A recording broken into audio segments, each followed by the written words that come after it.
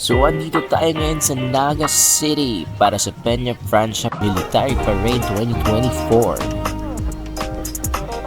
So, yun nga, dumating kami medyo late na or on time na. So, kailangan namin hanapin yung parade para masimulan namin yung parade. So, habang andun kami, naglalakad para hanapin yung starting point.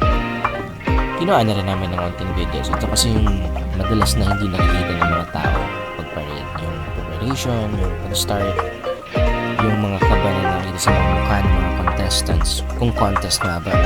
Pero yun nga. So yun, maulan yung araw na yun sa Naga City.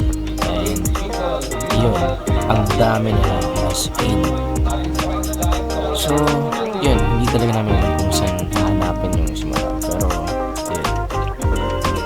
So videos and photos are coming up soon.